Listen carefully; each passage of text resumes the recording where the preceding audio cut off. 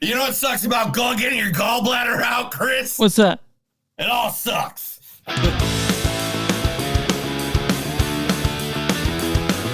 It's a show by Chris and Neil with all great movies. They are the real deal. We watch them all, so you don't have to. It's movies that don't suck and some that do. Ladies and gentlemen, boys and girls, listeners of all ages, welcome to another episode of Movies Don't Suck and Some Do. My name's Neil. And I'm Chris. And today we got two movies that we're going to be reviewing. And I'm just moving around the room right now. That's why my voice is carrying everywhere. But now I'm going to sit down forever. Today we're reviewing two movies that one's been out there for a little bit and the other one just came out. And the reason that is because Chris almost died and I went to a wrestling again. I died almost again. So Chris almost died 3 times this year now. That sucks, dude. And I mean, so Chris is now trying to catch up to everything I went through the year before, I guessed. I've been telling people, and it's 100% true, this is the worst year of my life so far. I don't know. We had Panic Fest. That was great. Panic Fest was great this year. It was. I'm going to cheers to Panic Fest. I'm going to take a swig of this big beer. And if you guys wonder what beer I'm drinking today, it is the Edge Summer Ale with orange peel and coriander. Where's it from? Oh, it's from Cabin Boys. You can't really see with the O ring on it. Okay. Oh, but yeah, it's one of the beers that they put out this year at the radio station I work at. Nice. Which was awesome. So the first movie we will be talking about this week is none other than F1.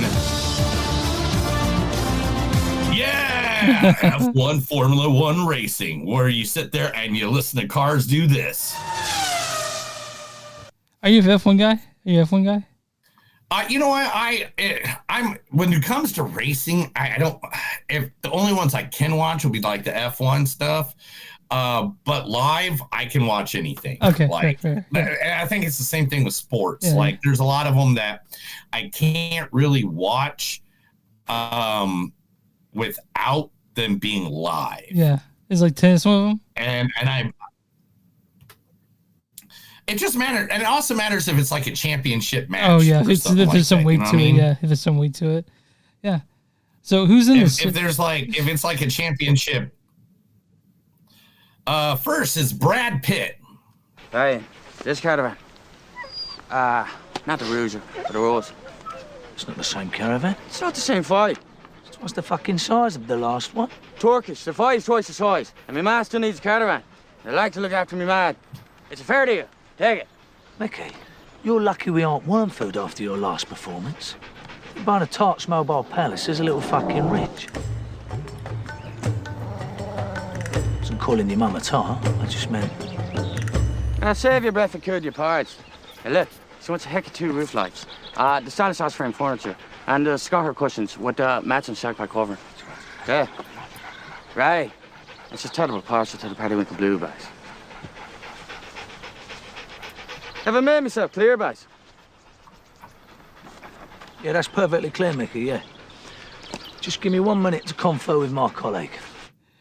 So my favorite thing is that I can't understand most of what he's saying. No one can. No, and you know what the funny thing about it is? On the DVD of Snatch, if you don't know this, it literally has Pikey subtitles. So like when he does speak Pikey, it tells you what he says. Except for that one part, it is only question mark.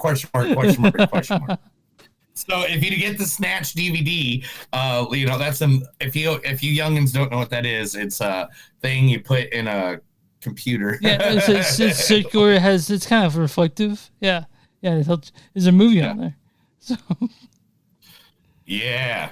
So also in this movie is the wonderful Damson Idris. You know, you fear. Let the worst thing Dad did come true for you. For us, that's bullshit. He never cared about anybody but himself. He said he was working for the people, but as soon as somebody crossed him, what'd he do? He threw them right under the bus. And here you are talking about the white man's ass when everybody gotta kiss your ass, or else. I help people. Help people? My God, you listen to yourself? God damn. What about Mr. Wright? What about him? What about Kevin and even Rob, or man, boy, your dad? And all that you and your little motherfucking minions done plotted on in between. Tiana, Khadijah, Lenny, Carvel, him, her, him, bodies. They're all dead. That's how you help Franklin? Yeah. Snowfall. Yeah, Franklin Snowfall. versus Franklin. That's him talking What about to Mr. himself. Wright? What about him? What about... Oh, what are you doing? You messing? I know it's been a while, bro. No, okay. it's fucked up. I'm not gonna explain the technical thing. Sorry, I forgot to turn off the thing. Yeah. You forgot to hit the buttons. You forgot to touch things. Yeah, that's and right. Who else is in this movie, dude? About Javier Bardem's in this as well. What's the most you ever lost on a coin toss? Sir? The most you ever lost on a coin toss? I don't know. I couldn't say. Call it. Call it. Yes. For what? Just call it. Well, we need to know what we're calling it for here. You need to call it. I can't call it for you. Well, it wouldn't be fair. I didn't put nothing up. Yes, you did. You've been putting it up your whole life. You just didn't know it. You know what date is on this coin? No. 1958. It's been traveling 22 years to get here. And now it's here. And it's either heads or tails. And you have to say, call it. Well, look, I need to know what I stand to win. Everything. How's that? You stand to win everything, call it. Yeah, from No Country for Old Men, obviously, like his most iconic role, I'd say. Oh, most iconic role ever! Like literally, what iconic role was more iconic than that iconic role that he just iconically did in that iconic moment? Who else in this, dude? Crazy. And also is Carrie Condon. Every night you were drinking yourself unconscious like you were the only one who lost him. Look, I don't care. He was dirty, he was clean. I don't care. All I want is for whoever killed Maddie to rot in a cell for the rest of their life. And then I want whatever's left of them just dumped in the trash. That's what I want. I don't care where it leads, what it uncovers. I mean, what difference would it make if he was anything? I'd still love him. I'd still miss him. He'd still be gone. Matt wasn't dirty. Well, so be straight with me. Right now, this is it, Mike. What was that phone call? Before he died, don't bullshit me. That was between me and my son. So you're admitting it was you? He wasn't dirty. God damn you. You get that through your head. My son wasn't dirty. From Better Call Saul. Emotional damage. Yes. Anyway, yeah, from Better Call Saul, one of the best shows ever. Those are just some of the stars that are in the movie F1, the movie. We're going to talk about that, talk about what it was, who it is, why it is, what happened, the ins, the outs, the ups, the downs, the middles, the in-betweens, all the above. That's right. But the thing everybody wants us to talk about, one that, of course, people want us to talk about because we are the nerds, we are the geeks, we are the ones. The movie that is rebooting the DC cinema, is it DCU? Is that the way they call it now? DC movies? DC. What is the actual term? DCEU? DC Comics. Is it DC Universe now? The DCEU. Extended Universe. What's the DC? DCEU. What's the DC Cinematic Universe called? I thought you were a nerd, dude. I thought we were supposed to know this, right? We're supposed to know this. I know. That's fucking... It's DC... It's DCU. Okay. DCEU. Yeah, DC Extended Universe. So. Okay. DCEU. Yeah. All right. But the one and only, the man himself, Mr. Kal-El himself, Superman, being played by a man who is in one of Chris's favorite movies, Pearl. Yeah, like that's the only thing he's popular for. Yeah. And like literally when he did the Jimmy Kimmel show, him and Nick Holt, when they did the Jimmy Kimmel show, he's like, this is literally the first talk show I have ever been on, ever. And so that is the one and only Mr. Superman himself, David Cornsweat. What about your dog? Huh? What's its name? We don't have a dog. I thought you said you did. In the cellar. Oh. Right. Yeah. Yeah, well, Oh, boy. Oh, I better be getting back, you know? What? Oh, I gotta go and screen the matinee, you know? But you gotta practice, remember? You gotta get those dance moves perfect. Now's not the time to be resting on your laurels, is it? It's nice seeing you, Pearl. Did I do something wrong? No? Yeah, it's just David Cornsweat just basically writing off Pearl after they fucked. Yeah, he's like, yeah, girl, you're just a farm girl on the side, yo. That's right. You don't even match my level. That's right. You need to get out of my face. Fuck out my face with that shit, yeah. Right? Uh-huh. Yeah, you out of my face. Also in this movie, playing the most cynical villain, besides the Joker, in history of comic books, Lex Luthor himself, Nicholas Hoult. I have, my lord. I have questions about the unfamiliar customs of the peasantry and the errant wanderers. Last night I saw, or rather I believe I saw a band of gypsies. They ventured to a small birch grove and... I fear we yet keep close. Many superstitions here that may seem backward to a young man of your high learning. These gypsies, they exhumed a corpse. It is their filthy ritual. What manner of ritual? Speak not of it again! Yeah, from Nosferatu. Pretty creepy. Which is one of the best movies of last year. Yeah, it absolutely was. Yeah, it's so creepy. I mean, like, it's such a great movie. I think it's available on Peacock if you guys want to go see it. Even the really extended one's on there too, so you guys want to do that one. It's the extended. And then playing Jimmy Olsen in this, Skylar Cassandra. Larry, I want to thank you again for the referral. I had the examination with Mrs. Sachs. Oh, great. How did it go? Yeah, she just had a small rash on her neck, probably a result of stress. You know, she is mourning right now, and that can take a toll on the skin. Yeah, terrible toll. Other than that, incredibly healthy skin, maybe the healthiest I've seen in all my years in the field.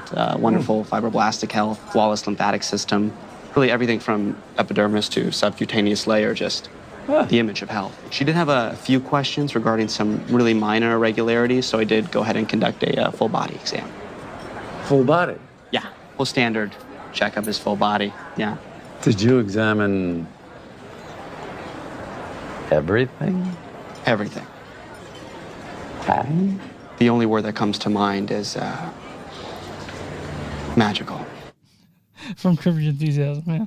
I know, it's awesome. And then also Miss Maisel herself, Rachel Brosnahan. Did you know I've seen her twice with her shirt on inside out? Penny, twice. Once, fine, you were rushed in the morning. Twice, you could only be trusted to butter people's corn at the county fair. And here's the worst thing, and I know this is shallow and petty and small, but she's not even that pretty. Her ankles and her calves are the same width. And I'm sorry, but look at me. I am the same size now that I was at my wedding. And come on, who wouldn't want to come home to this every night? Okay, all right, maybe today's not the best day to judge. I've been crying and my face is all puffy and just ignore my head. And now, from here down, who wouldn't want to come home to this? Yeah, from the Murder Miss Maisel, yeah. for Miss Maisel. I mean, what else are you gonna do? So this is gonna be Superman. Just like always, when we do the comic book movies, there will be a spoiler section at the end. We'll warn you. I don't know how long that's gonna go because literally I have 7 pages. Oh man, well you want to. So what I'm gonna do? I think this is what we're gonna do. Okay. I think I'm gonna concentrate on the superheroes nobody knows in the movie that now are popular. Like Mr. Terrific. And then if you want to go find all the other little bits and stuff like that, I mean, literally one place had 151 Easter eggs for the movie. Yeah. 151 Easter eggs. And by any means, did I take 6 to 7 hours to go write down all these Easter eggs and learn each one and exactly what comic book every action person came from? The answer is yes. yes. Yeah. Yes, I did 100%. Just so I could have that information when it gets to the movie at the end. But I will try to cut this one short. I don't want to. I think every character that is in this movie deserves for every human to go look up the character and experience some of the stories, because literally some of the stories from some of the characters that are in the movie coming up, Superman, are some of the best stories ever written in the history of not just comic books but literature.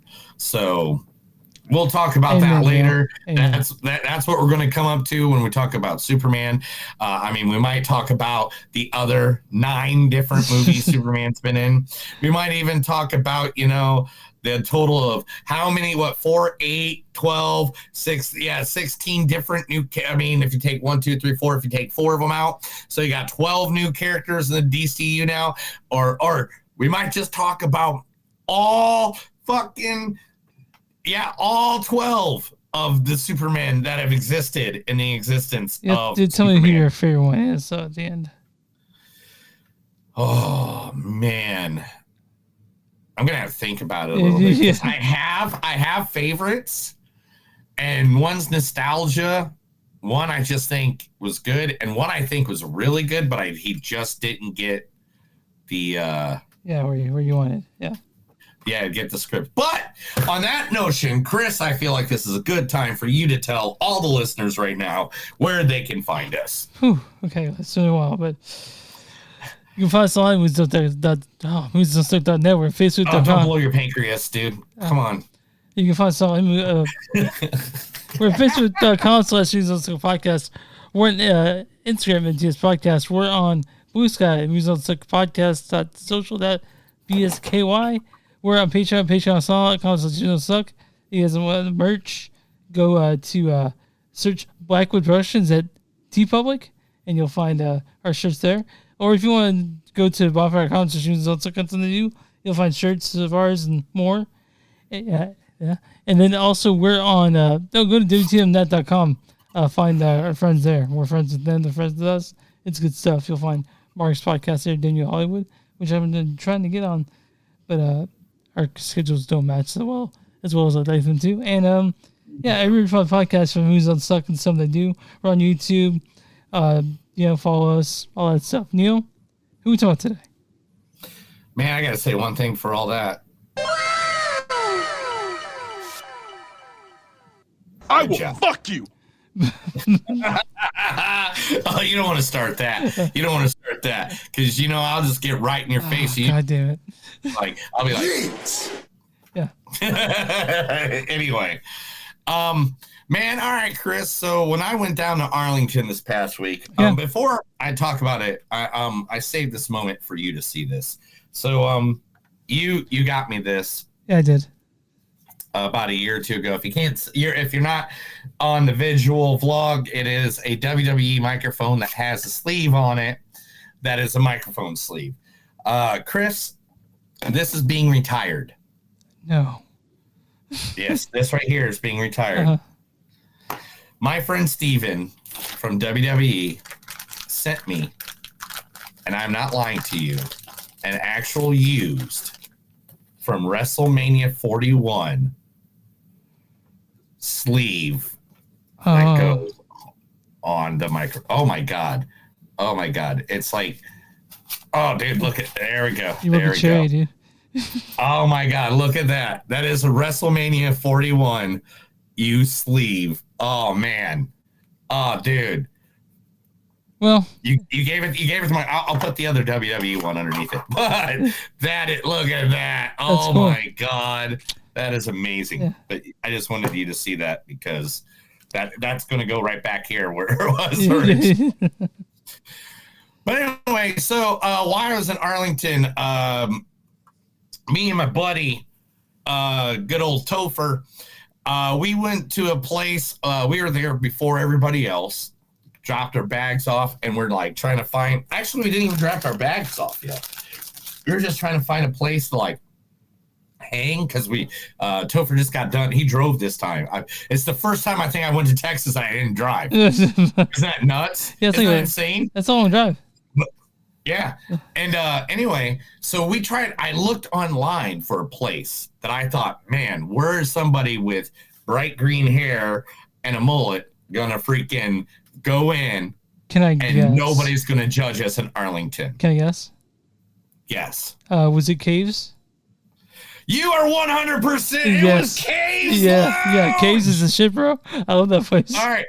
All right, so this is a picture by them. This is their own picture from their website, but all the rest of these are 100% my pictures. I took these pictures literally of me and Topher.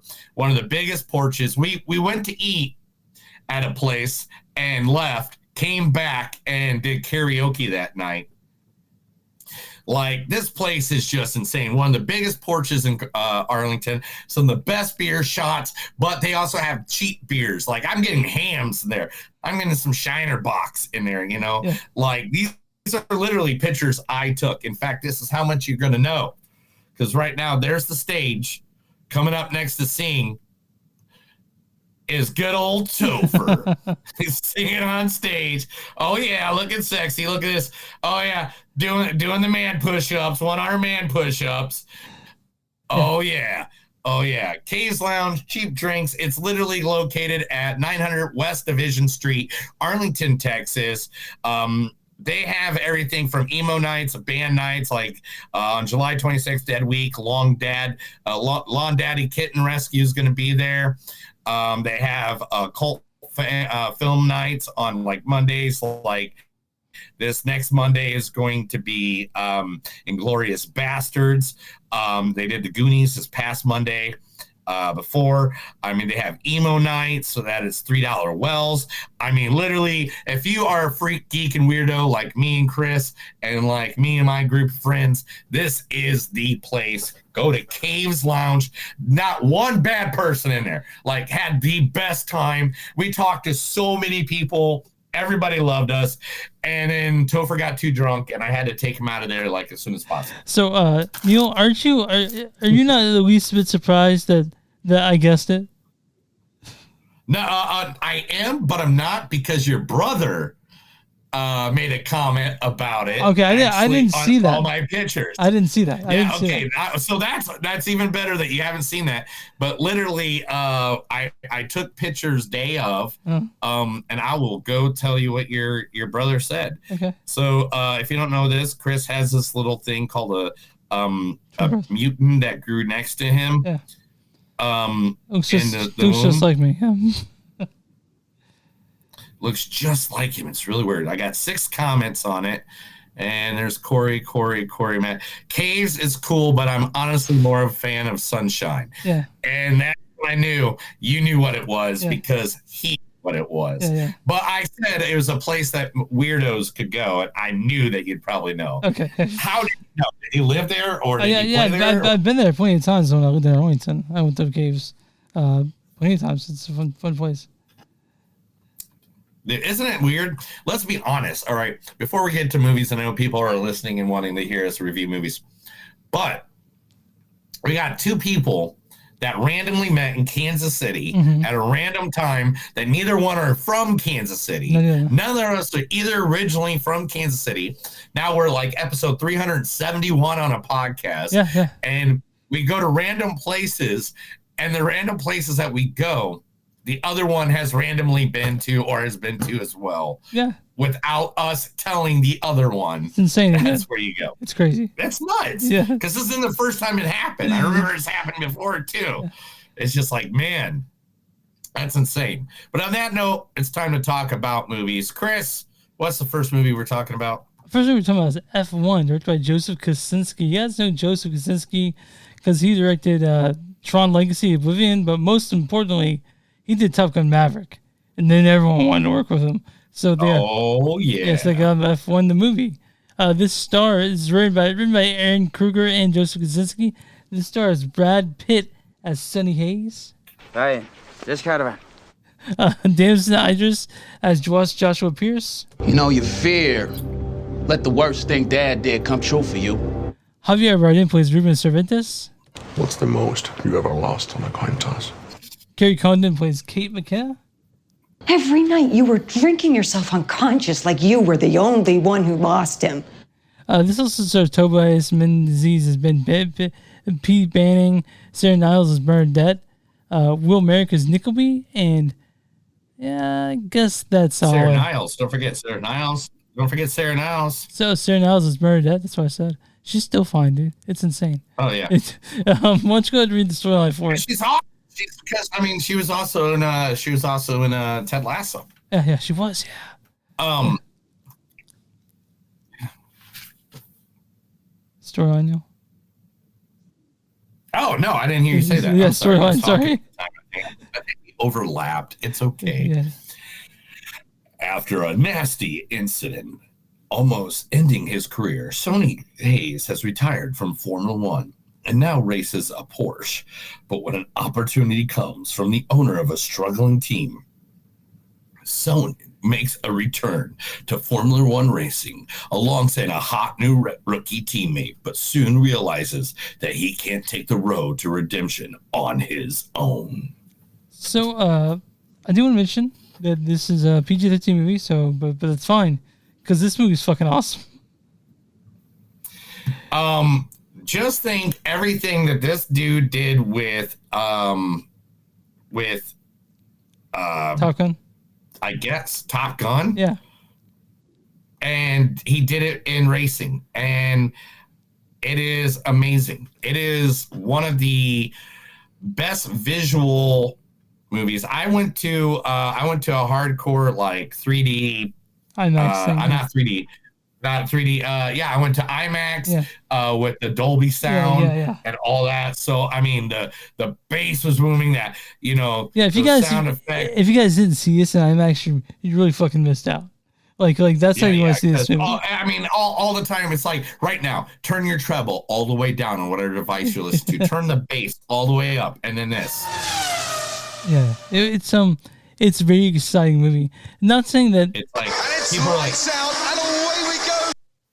It's just like constant racing, and the visuals in this is exactly what you think the visuals would be from somebody who did Top Gun Maverick. Now, the funny thing is the visuals for the racing in this and the visuals for Superman flying that we'll talk about later were both.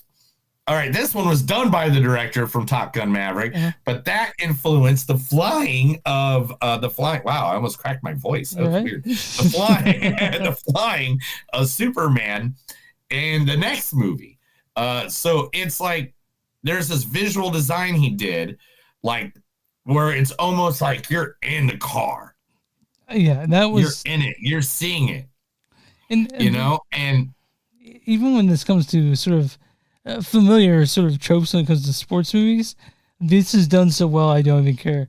It's I was thinking went back to thinking about how good this is to Gran Turismo, and this sinks Gran Turismo as a racing movie we've seen in a long time, because this is exciting. This is the visuals. If you're watching right now, like, look at this one. This is an in-screen shot. This is the out-screen shot, and they would go back and forth through these shots, like in a ramp, like that. Boom, boom. There's a rapid and the filming, and it just made it so crisp and so good. Now, I'm not gonna lie to you. This movie has every cliche Oh, yeah. of a sports race everyone. movie, not just race movie, but sports movie. Here comes the veteran. The rookie's there. The rookie doesn't like the veteran. It's so cliche. But the way these guys did it, knocked it out of the damn park. It's a fun movie. That's like, I think this year, especially for people, we need escapism in some way, and we can go escapism in comfortable ways. And this is like soul food. You know what I mean? It just feels good. Yeah. Yeah. And also, I mean, this is a Brad Pitt movie.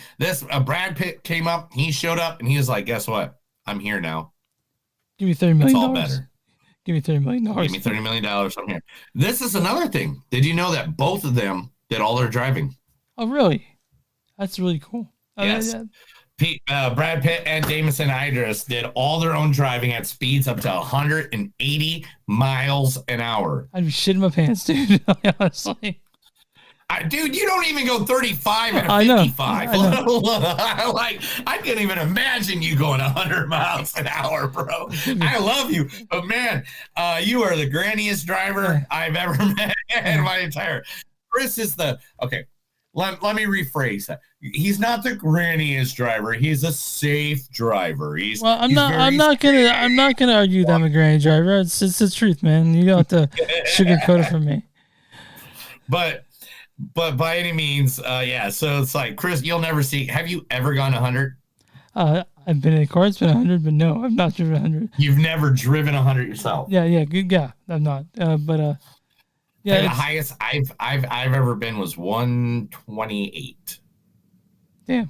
128. I was driving. I had a friend that had like this really nice Audi. Yeah. And he was drunk, passed out in the back. Uh-huh. And me and another guy, I'm not going to say any names at this point because I don't know if they ever listen to us, even though I don't hang out with those guys in a while or haven't.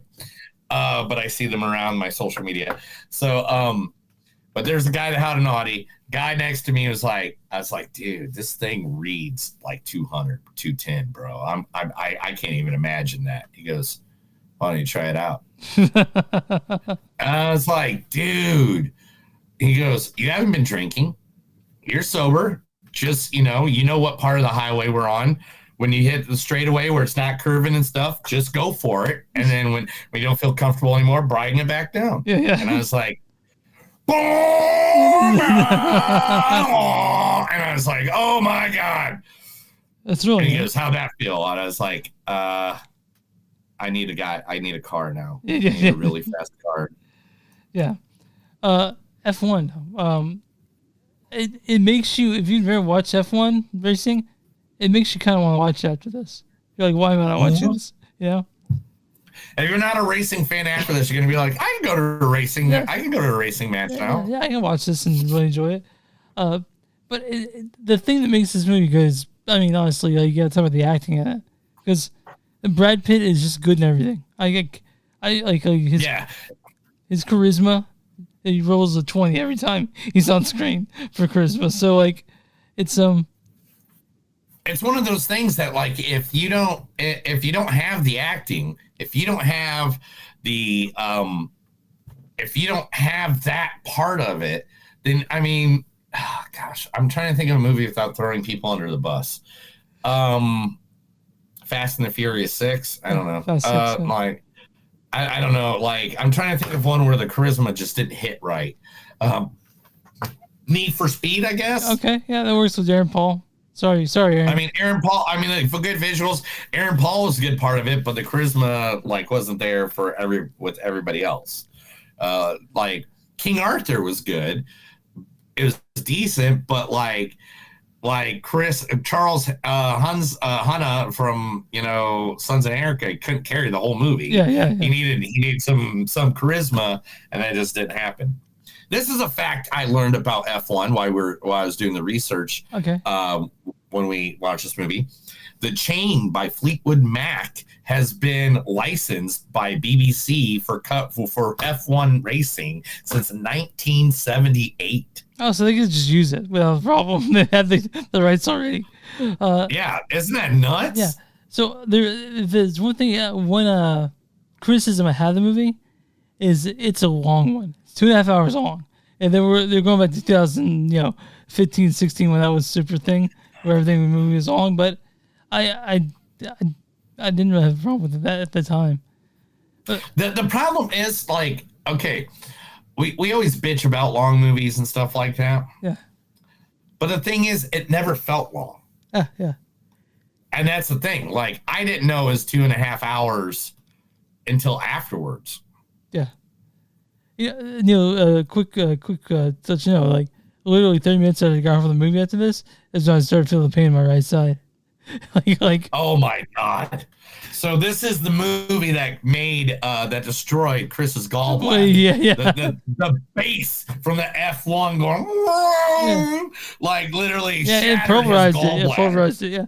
If you guys don't know, I had my gallbladder out, and the doctor says the worst one they've seen ever. Like, it was gangrenous. Yeah, they all super infected. It's always crazy. The doctors don't want to look at your X-rays. I know. That's always a fucked up thing, man. That's kind of like I don't think I've had a time where a doctor is like, yeah, man, no. And remember a couple of years ago, I told you they were going to make a sequel to Days of Thunder. This is it, right? This was the original script for the sequel to Days of Thunder. Well, I'm glad it's licensed by F1, which is fine because it's a fun as fuck movie. This is a movie that guys, the acting in it's good. It's like, if you're gonna watch this at home when it hits your house, literally crank the bass up, get the speakers rumbling, blacken out the fucking windows. Yeah. Get it dark in there like you're just in a movie theater, because this thing is one of those that it was shot for IMAX. Get the IMAX screen TV out. Eye-popping visuals and sound. Yeah, eye-popping visuals and sound for this. Yeah, this is insane. This is put the phone down, sit down, and get in this world and just relax. Don't even go out. Don't go anywhere. Don't go sit there. Don't have people come up to you. Don't look at them in the eye and be like, screw you. And it's like, screw you. Better Like, than you, and you know it. That's right. Do that. Yeah. None of that. Turn your cell phone off so people don't call you, so this doesn't happen. Nobody wants that. And don't make sure your husband or boyfriend or girlfriend says, I will fuck you, all right? I will enter you. Just say it after the movie. We'll do that. You can do all you want, but please don't say his name, because he'll appear. Say his name and he appears. I believe in Joe Hendry. I believe in Joe Hendry. We're having too much fun with these. I think we may need to figure out the. Nah. By this time, we got enough listeners. They don't care. Okay. Anyway. Okay, so my score on this. Yeah, what is your score on this, It's Chris? a 4.2. This is a fun movie. This is a perfect, it feels like a summer blockbuster. Like one of those things you should have, seen. But F1's F. Man, Chris, I hate to call you a bitch on this one, but I'm going to. This is a 4.5. This is easy summer blockbuster. This is good times. The acting was perfect. Like, the scenes were nuts.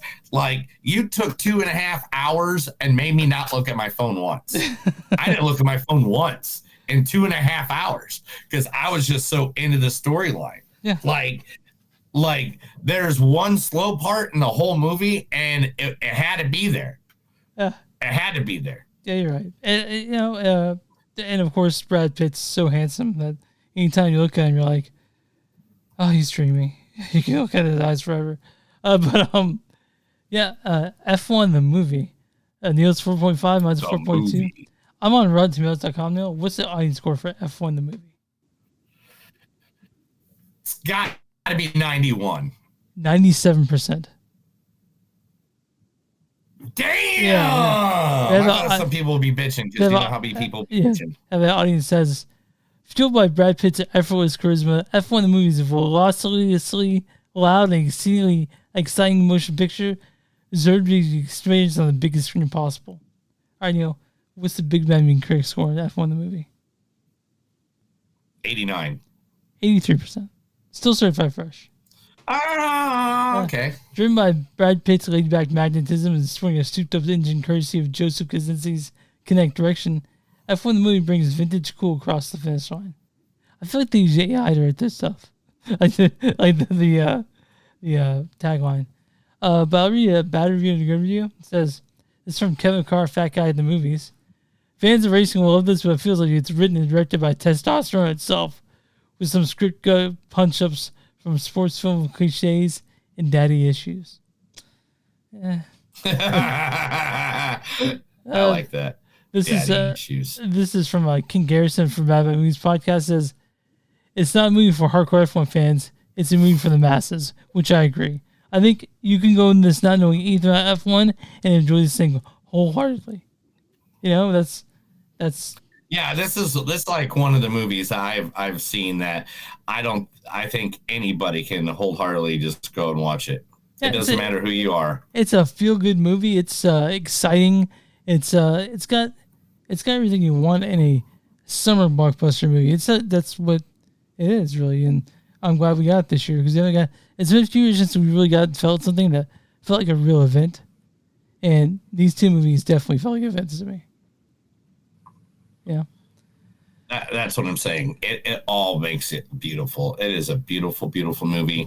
I like, this is one of those movies that in the future someone's like, hey man, you want to watch F1 with me? Yeah, I'll be there. I'll bet I'm there. All right, let's do news. Let's do it. Now it's time for the Movies Don't Suck and Some Do news. Yes, I'm going to tell Chris a bunch of stuff because he's lying in a hospital bed, staring at white ceiling fans and not knowing what was going on in the world. I actually considered having Leah bring over my microphone and computer. I was going to do a podcast from the hospital room. Don't ever do that. Okay. Don't ever do that. All right, fine. I messaged Chris and I was like, how you doing? He's like, podcast, blah, blah. I didn't ask about the fucking podcast. I was at home, like, he's like, hey, I was like, we'll do the podcast. I was asking your work, Dick. Are you alive? Yeah. Are you going to be able to stay alive? Yeah. It's funny. For sure. Hey, Chris, talking about a movie that just did awesome. That's right. F1 is already F2, I guess so. Already in the works. Apple has said that they made enough money from this with a budget of $250 million. They collected already in the first weekend, so I don't know how this is back then, June 27th, so 23 days ago. Within the first weekend, they already collected $160 million back on the movie. That's nice. And so they're already greenlit it for a sequel. Oh, cool, man. I think they said I think we left it open at a really open end for Sonny, and we can see if Sonny wants to do it. This is Jerry Bruckheimer said this, and see if they want to come back and do it. But yes, we're very open, and we've already greenlit a second movie. Right now, Brad Pitt's in the middle of filming a little TV show. TV show? Yeah, the sequel to Once Upon a Time in Hollywood. Is this be a TV show? It's not going to be a movie? It's a Netflix series. Oh, okay. Oh, yeah, you did mention that. Sorry. Yeah. Oh, my God, Chris. Oh, my gosh. According to Deadline, Murderbot star David Dastmalchian, a.k.a. Late Night for the Devil, is now going to play the biggest villain in arcade game history. That's right. He is M. Basson for the new Street Fighter movie. Bison. You said Basson. Did I say Basson? Yeah. Gosh dang it. Bison. I was trying not to say. I hate when I do that. Bison when mean, I do that. Bison bad. Bison fought and killed your dad. Mm-hmm. Yeah. So and Bison. That's a great inspired choice, I think, for that character. Mm-hmm. Mm-hmm. And I mean, it's awesome. It's awesome. Yeah. It's awesome. So there's a show back in 1987, a movie called House of Games. Yeah. Which did you know about it, David Monument's? I want you to House of talk about Games? it. I want you to talk about it. It sounds familiar. Yeah. Viola Davis is going to be remaking that with also, oh man, I'm going to totally mess this name up. He's the guy who played Black Manus in Aquaman, Yahi Abdul Mateen II. Okay. I know. But the two of them are going to be remaking the House of Games, and having a veteran star like Viola doing it. The story is changed by selecting a different cast. But David Mamet wrote and directed this in his directorial debut, the original feature, as a 97% on Rotten Tomatoes. And the original, it follows a psychiatrist who finds herself present in the world of gambling while trying to help one of the patients. Psychiatrist. What did I say? Did I say psychiatrist? Yeah. Follows psychiatrist, finds herself present in the world of gambling while trying to help one of her patients deal with anxiety, although it is also based on a book and stuff. So it sounds like it's going to be a good show. I mean, by any means. Now getting a bigger push. All right. Now getting a bigger push because of a movie that was released on HBO Max a couple weeks ago. The Day That Earth Blew Up, a Looney Tunes movie, hit in the number 3 spot as soon as it was released on HBO streaming. And because of that, now they're all in on the Wile E. Coyote versus Acme to being released, and now are backing it to be a major release instead of just a minor. I'm looking forward to it, too. That's always been my favorite Looney Tunes character. It was Wile E. and Roadrunner. You know, it's got to be. You know? We all don't know, but, I mean, it has to be good. Yeah. So, Popeye did it. Uh-huh. Mickey did it. Yeah. Winnie the Pooh did it. Oh, wait. So we get why not? Why not? Minnie Mouse is coming up to public domain, or has come up to public domain as of January 1st, 2024, and now is going to be in her own movie. Is it before now? Which is called Minnie's Midnight Massacre. Okay, even better.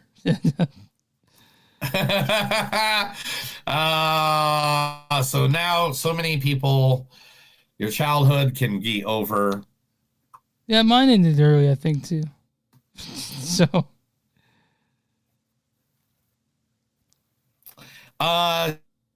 James Gunn has stated that Static Shock is on permanent delay, as in they don't know what to do with it or how to do anything with it or what to do with it.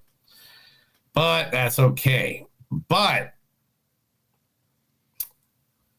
remember I mentioned that The Devil Wears Prada 2 was in the work. You're excited about that. And as a slot for May 1st, a slot for May 1st, 2026, all original stars, Anne Hathaway, Meryl Streep, Emily Blunt, Stanley Tucci have all now signed to return. It's got to be. And with the Tooch, man. The Tooch is so good. Like, yeah, you remember we saw, you know, like he was in Conclave, and he's just good in everything. You know, like you feel like Tooch is great in everything. Remember that movie Easy A? He was so good in that. Mm-hmm.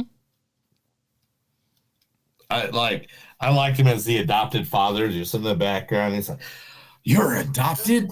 Anyway, one of the biggest characters made a surprise guest starring for the first time in decades at the Hollywood Bowl during the movie Grease Sing-Along. The one and only John Travolta showed up in full Danny Zuko gear and sang with the cast. I wonder if he's still jacked like he's been in the past, 10 or 15 years. John Travolta got jacked for a minute. You realize he was just some hulking man. Do you think he's slimmed down for this appearance? Oh, I know, but it looked like he looked like he lost a little weight, and it looked like he had the hair. Okay, He had the hair. the So hair I is don't what you know needed, yeah. if it's a wig or if he grew it out. Or if you got plugs, or, someone get plugs. You know what I mean? You know, you can do whatever. He's literally got a house that you got to fly a plane to. I know. Like no car can get to it. Like, you can only get to it. Every time I watch Pulp Fiction, I'm like, God, he's so good in that. You know what I mean? Oh, talking about Street Fighter, Bullrog has been cast as well. None other than Curtis Jackson, aka 50 Cent, will be playing Bullrog in the upcoming Street Fighter movie. I haven't seen 50 in a while, so be a welcome presence on the screen. He's not bad. I know. So now we got what? We got Jason Momoa. We got David Dasmatali. Roman Reigns. Walton Goggins. Yeah, Goggins, yeah. We have and then we had David what's his name? I just said it earlier. David Yeah. So we got all of them. I think don't we have Chun-Li as well? Chun-Li's on there too, right? Yeah, Chun-Li, the one from Tell Me Everything. She was in one of the movies that we just did. Fuck. Damn it. We'll get to it. When we get to we'll get around that. Yeah. But anyway, yeah. Oh, Kalina Lang. Kalina Lang. Yeah.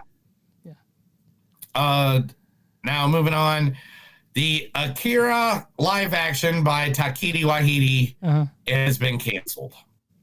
It is scrapped. It is no longer happening. I was hoping to get a movie that made sense because I saw the original Akira. I'm like, what the fuck's happening most of the time? That's what I was waiting to see. Mm-hmm. But that's a bit disappointing, right? That's a lot of disappointing. Like, I was sad about that. Yeah. So also it is said that the main character in the Street Fighter movie, one of the main I'm gonna totally butcher his name. Stretchy Dawson. Indian guy. Dawson. They just got him with an Indian actor from Bollywood named Vedat Jamawa. Good. That will be playing that part, but he will be a major part of the movie as well. There's this band called Man Factory, and they had a record where every song was about a Street Fighter character. And so every time I hear that, I think about Dawson's song, about Chun-Li's song, and I think about all that shit. And I do have they call it. I'll send it to you, but I think you'll dig their music at least. But I was friends with the band. But yeah, they did. Yeah. That's awesome. Yeah, that's really cool. Yeah, it's pretty cool. I was pulling up stuff at the same time, but I heard you. It just takes a second for me to catch up. But yeah, that's awesome, dude. I'll go ahead and send you a link to their Bandcamp that has all the stuff on it.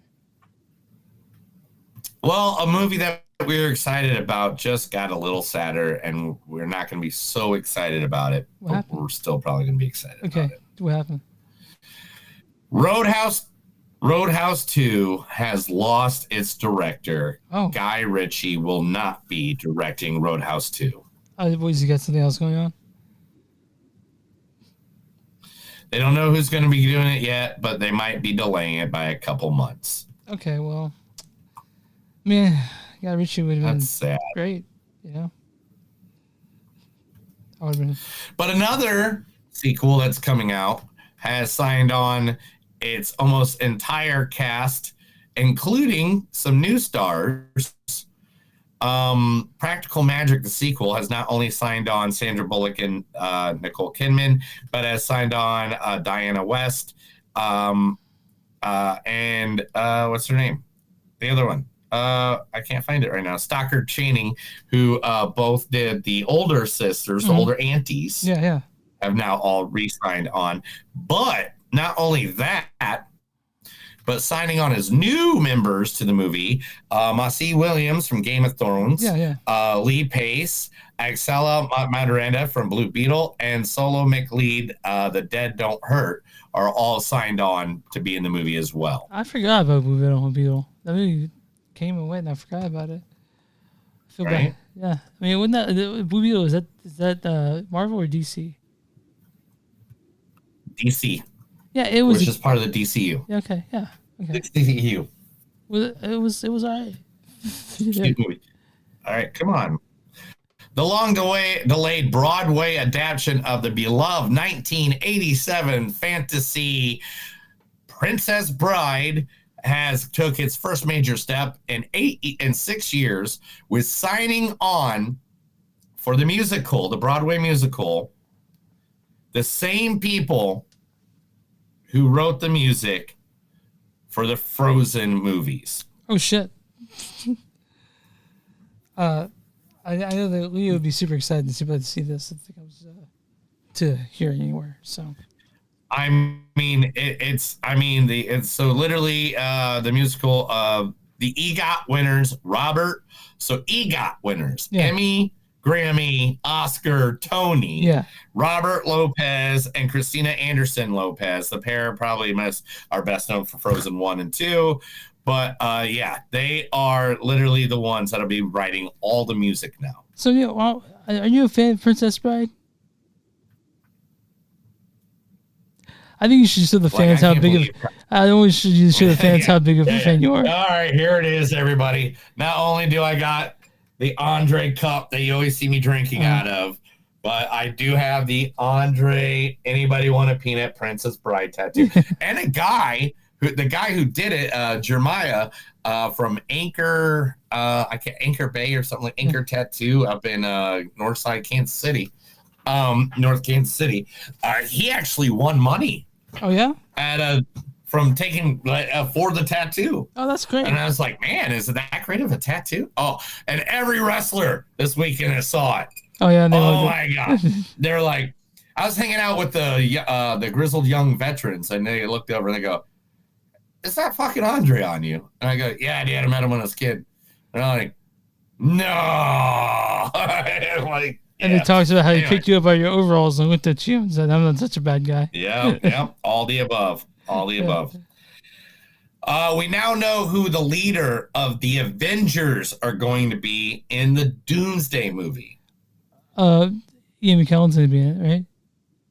Now, this is kind of a spoiler for 2 movies. Okay. If I say it. So, do you want to know? Yeah, of course I want to know. It's not like. I mean, it's a spoiler until you see the preview. You know what I mean? Yeah. The smartest man in the world. Doctor Strange. I'm gonna fucking kill you.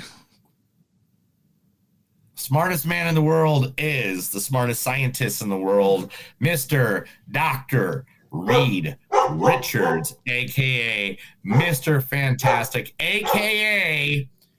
Pedro fucking Pascal.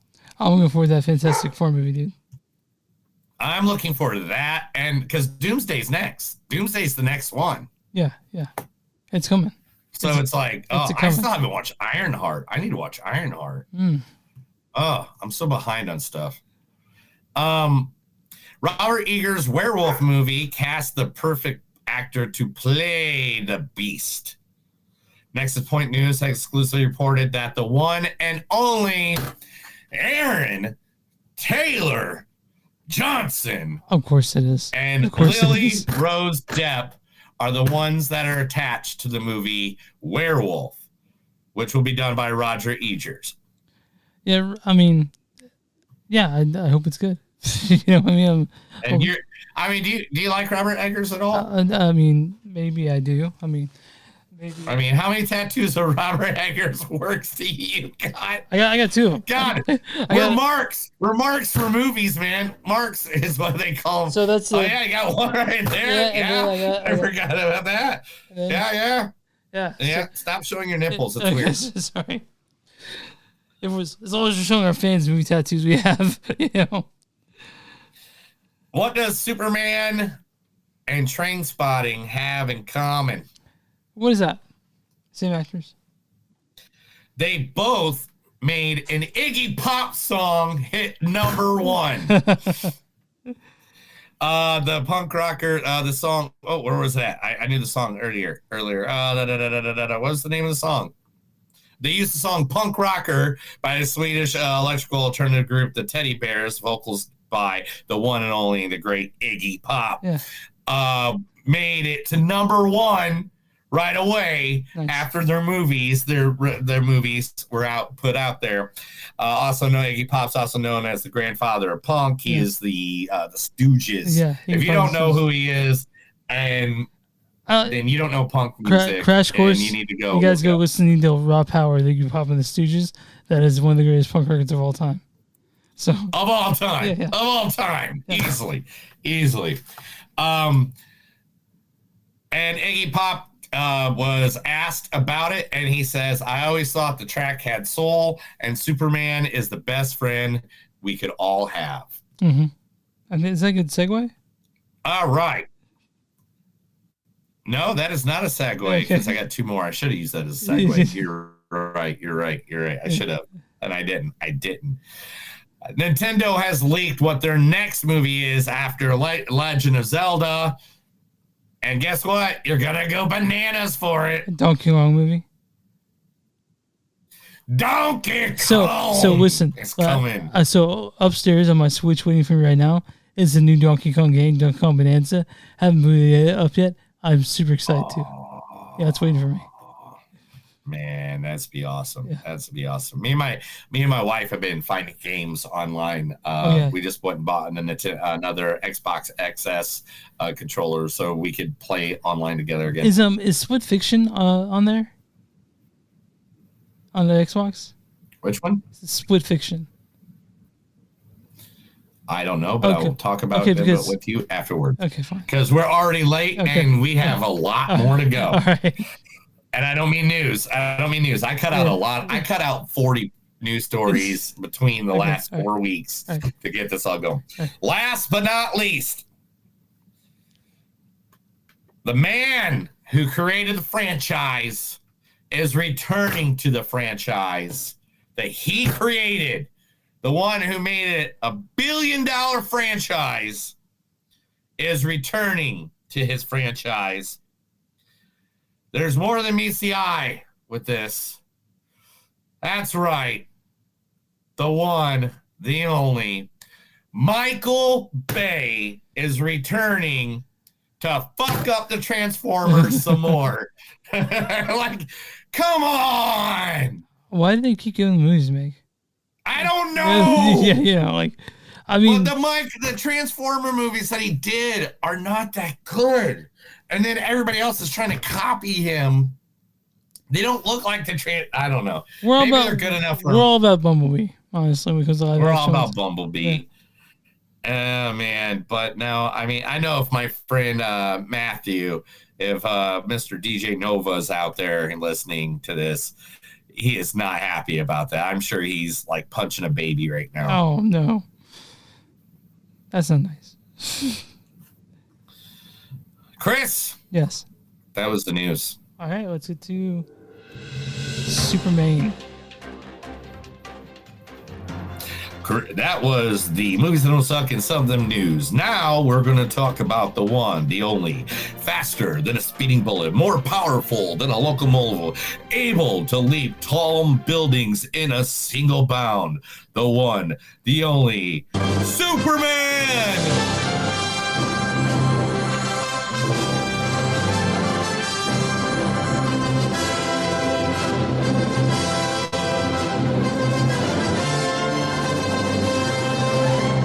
That's right. And that's all we can play without getting sued. Yeah. So Superman, directed by James Gunn. You guys have been here with this movie for years. He's directed such things as Guardians of the Galaxy, Guardians of the Galaxy Volume 2, Suicide Squad, The Suicide Squad, not Suicide Squad, but The Suicide Squad. I forgot he did a Super. I forgot about that movie. He did Slither, but then he's back with Superman. You forgot about Super? Yeah. How the fuck do you forget about Super? But he's back with Superman as the head of DC now. This stars DCEU. Yeah, written by James Gunn and of course based on the characters by Joel Shuster and Jay Siegel. This stars David Corn Sweat as Clark Kent himself, Superman. What about your dog? Alan Tudyk plays Gary. Grace Chan is in this as Superman number 12. Bradley Cooper shows up. I forgot about that. This is Jor-El. I was like, is that Bradley Cooper? Yeah, I know, right? Yeah. This also stars Nicholas Hoult as Lex Luthor. I have My lord. Rachel Brosnahan as Lois Lane. Did you know I've seen her twice with her shirt on inside out, penning twice? And Skylar, God, how am I fucking up his name? You're fucking up all the names. That's my job usually, bro. What's Skylar's character's name? Are you having a stroke? Yeah, no, I'm okay. Oh my God. It's not in Don't have order. a stroke on the air, It's bro. not in order. Come on. It's not in order. Who's in this? Larry, I want to thank you None of again. it's in order. Okay. Larry, I want to thank you again for the referral. I had the examination with Mrs. Sachs. Okay, and this is filled to the brim with people. It has fucking Nathan Fillion in this, Frank Grillo's in it. Just all these people, people you wouldn't even recognize. They're just in it for a second. Why don't you go through the storyline for Superman before we get into this thing for war? Superman must reconcile his alien Kryptonian heritage with his human upbringing as reporter Clark Kent, as empty of truth, justice, and the human way. They changed it. Yeah. It used to be the American way. He soon finds himself in a world that views these as old-fashioned. So, Look, up in the sky. It's a bird. It's a plane. It's Superman. So the best thing that James Gunn for this is he went ahead and went a few years in the future, so we don't have that origin story anymore. Oh my God. The happiness. All right. One, I love the fact that they're like, fuck it, Star Wars is shit. And they just gave us right at the beginning. They're like 3,000 years ago, 300 years ago, 30 years ago, 3 years ago. I love that to the beginning of this movie. That's kind of a spoiler. Maybe I shouldn't say that. Whatever. I mean, it's not that big of a spoiler. But literally, this movie made me giddy as a school kid. I was so happy. This is the most comic book accurate Superman I have ever seen, ever, anywhere, any place, anywhere, anytime, any country, any freaking existence ever. Besides, live action. Besides the animated series or something like that. But this is the Superman I wanted every Superman to ever be Superman. So this kicks the shit out of anything Zack Snyder did with Superman. I fell asleep during Batman for Superman. I fell asleep during Man of Steel. This thing is so fun. This is such a fun movie. It's a fun it's like I was telling people this is what you want Superman to be for years. This is exactly what you wanted. And let's be honest, this movie should have been retitled. It should have been retitled. We all know it, and we know exactly what the name of this movie should have been. What's that? What should the name? What should the title of this movie been, Chris? Superman and Friends. No. What? Superman and Crypto. Crypto. Oh my God. All right. So guys, when I first heard Crypto was part of the movie or whatever, there is so much, there's a little part of him at the beginning of the movie. I'm not going to give away what or whatever. And I was like, okay, that's where he's at. That's cute. That's awesome. Crypto's in it. Never got to see Crypto before in a movie, live action, ever. And saw Crypto, and then Crypto comes back later, and again, try not to ruin anything. In the spoiler section, we'll talk all about this. So if you guys want to stick around for that, you can. But right now, not going to talk about that. Mm-hmm. So,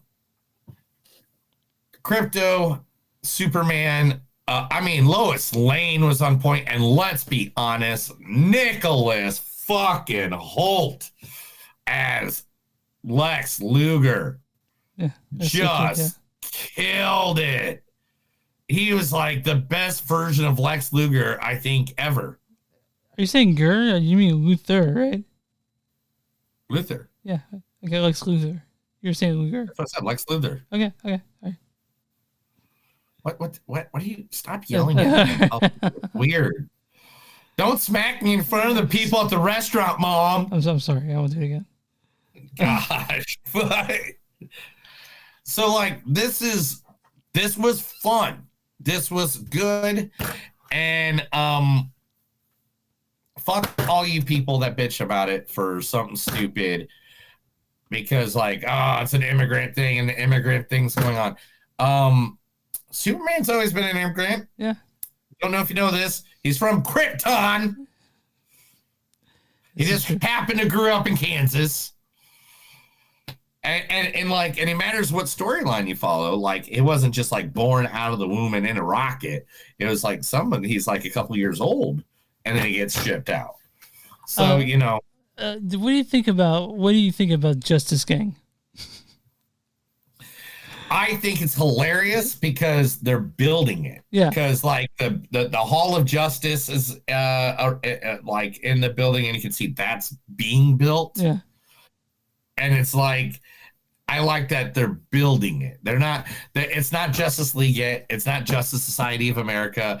It's like they kept calling. They didn't really have a name for themselves. Yeah. And I just love the fact that it was just like, okay, cool. We're building towards that. Because it's made very clear. I read it in an article that I did not put in the news segment and stuff like that, that have a 10-year plan. They know what they're doing over the next 10 years. Yeah. And this movie just solidified it for them. They were just like, oh. Yeah. So I want to mention that I really loved the whole Justice Gang. I loved Nathan Fillion as Guy Gardner as his Green Lantern, basically. I loved Mr. Terrific, like 100%. He's one of my favorite characters in the whole movie, Mr. Terrific. You mean the third smartest man in the world? Yeah. I wanted a movie with just He's him. the third smartest. Oh, well. Can you figure out who the So, two he said above Reed, him are? he said Reed Richards #1, right? And so, wait, I mean, as far as in the world in DC or in the New World? No. Reed Richards is MCU, bro. We're in the DC world, bro. We're in DC world. Okay, tell me who the ones in DC world are. It's Lex Luthor and Batman. Okay. Batman's considered the smartest man in the DC universe, and I don't know why. Can he close interdimensional gaps? I don't know. But this probably if he planned for it. So this movie is also. Are we off timing? We might be. Yeah, we are. Give me a second. I'll come in and out. Let's see if it'll take a minute and a half, like I did 2 minutes. I was gone. Sorry, guys. Things matter. Things matter. You're back. Always after the news or before the news. Like, it's usually when I have to pull up the 95 different articles. Yeah, sorry. I have a side computer where I just like literally pull up the articles over here, and not on the computer that we use. Anyway, 5, 4, 3, 2, 1. Anyway, so what?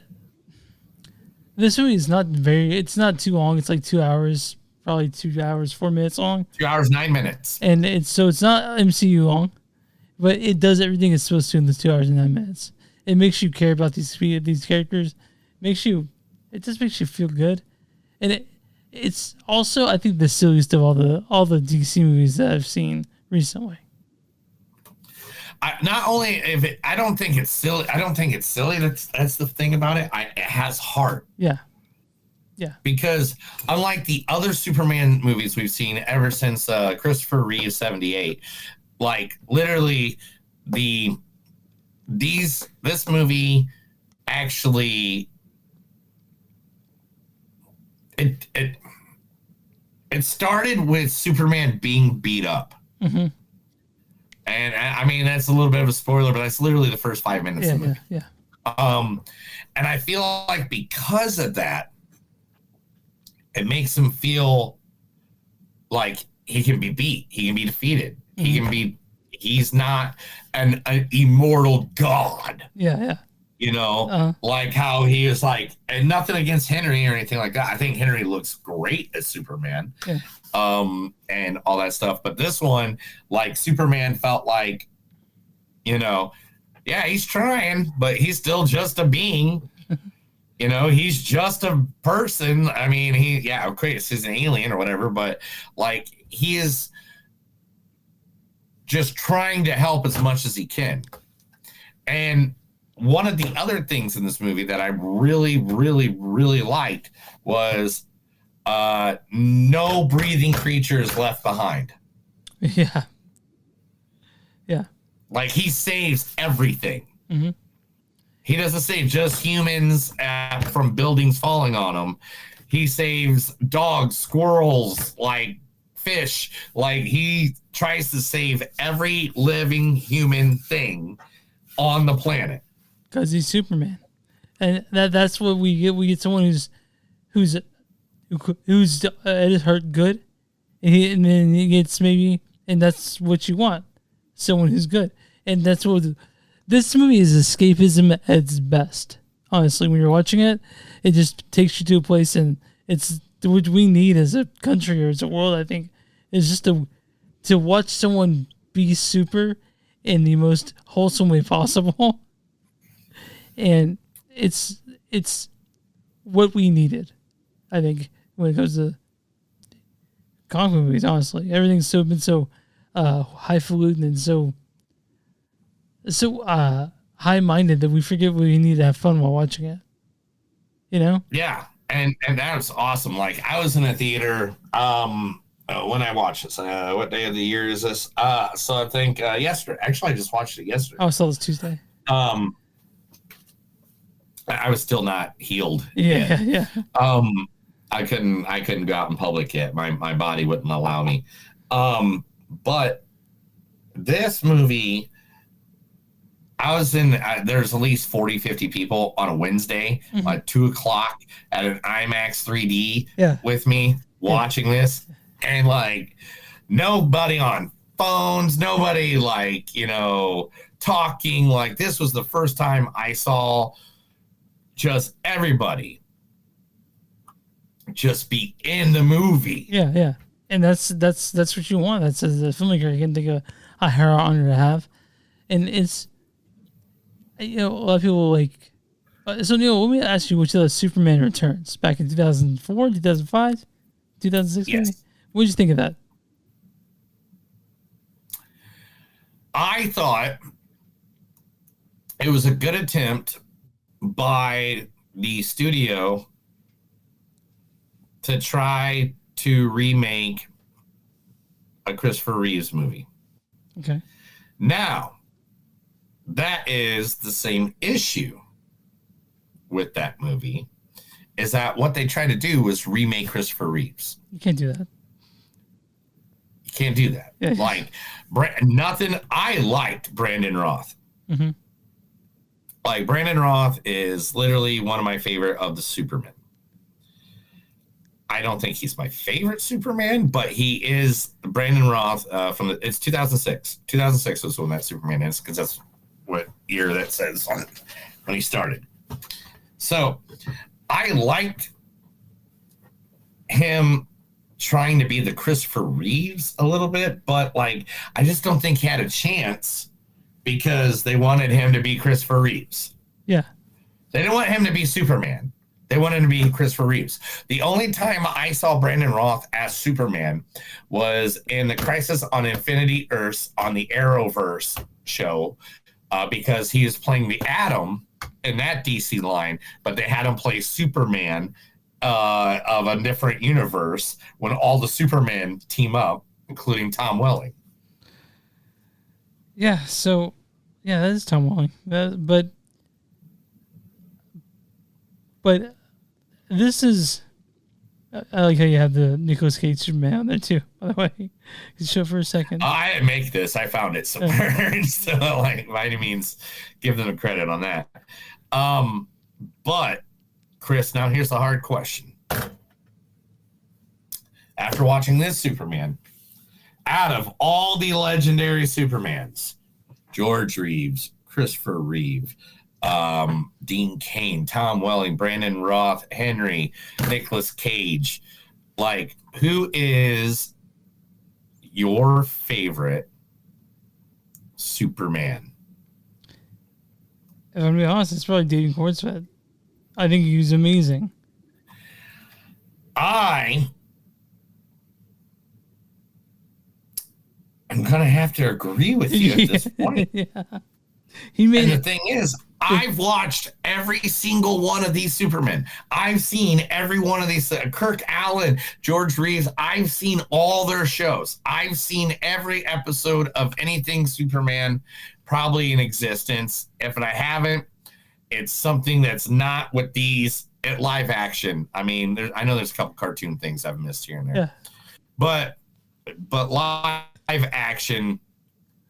I own the Death of Superman comic books. I own, me and my wife own like literally the, I think, first 120 of Lois Lane. Yeah. Like literally I've seen enough Superman, and this is, I feel like the first one that I'm just like, man, that's Superman. Yeah, he jumped off the page in the movie, and that's what you want for Superman. You know, like there's a scene, again, don't want to like spoil too much now, maybe more in the spoiler section, but there's a scene between him and Lois Lane where like he just yells, "People were going to die!" Like, and you feel like that passion of like Superman, of like what the guilt of his life is, because he has to be this better than everything God. he also has to show everyone that who he is. Like he has this thing to hold up, and it's a burden to have that thing to hold up all the time. So, and he makes mistakes, and it's just like it's very cool. I mean, this is a human story, as well as the best story in the entire existence of the world, with and I'm gonna say it. I'm gonna say it with pride. I'm gonna love it. You're gonna love it. We're gonna love it. With a flying dog. There's no better movie in the world with a flying dog. And the thing is, everyone loves Crypto because he's a doggy. Everyone.